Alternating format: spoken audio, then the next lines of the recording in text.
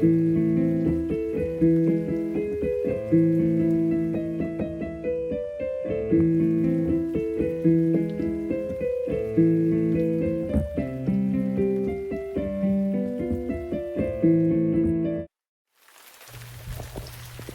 Tale of Peter Rabbit by Beatrix Potter.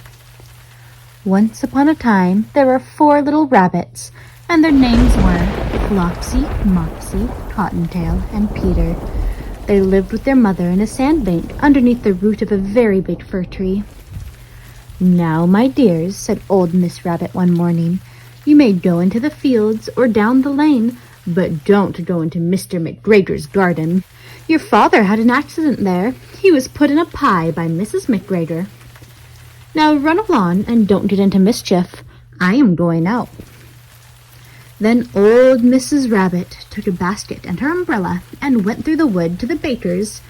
She bought a loaf of brown bread and 5 currant buns. Flopsy, Mopsy, and Cottontail, who were good little bunnies, went down the lane to gather blackberries.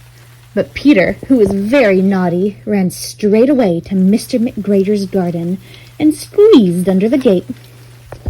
First he ate some lettuce and some French beans, and then he ate some radishes. And then, feeling rather sick, he went to look for some parsley. But round the end of a cucumber frame, whom should he meet but Mr. McGregor?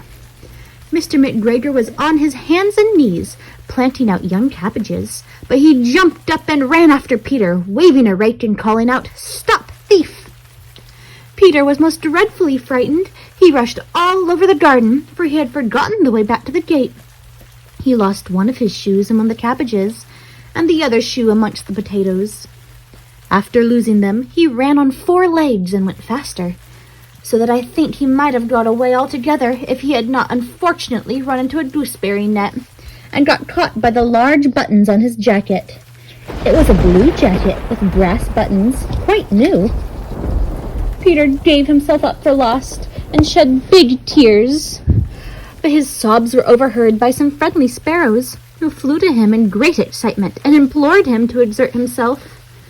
Mr. McGregor came up with a sieve, which he intended to pop upon the top of Peter, but Peter wriggled out just in time, leaving his jacket behind him, and rushed into the tool shed and jumped into a can. It would have been a beautiful thing to hide in if it had not had so much water in it.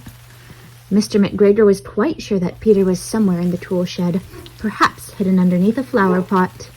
He began to turn them over carefully, looking under each. Presently, Peter sneezed. "Achoo!"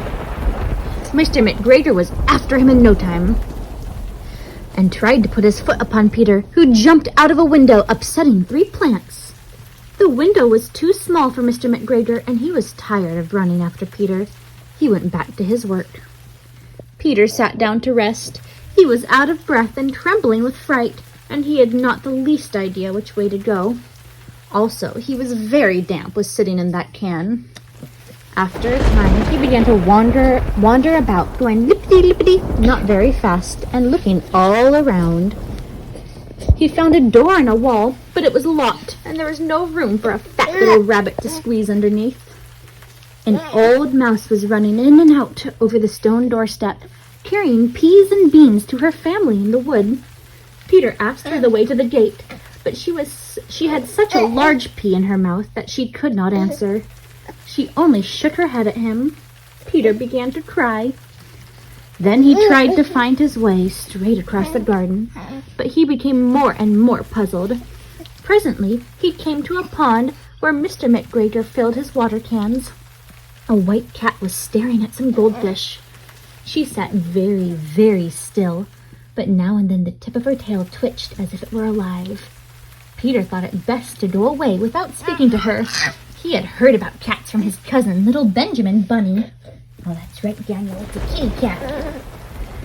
He went back towards the tool shed, but suddenly, quite close to him, he heard the noise of a hoe. Scratch, scratch, scratch, scratch.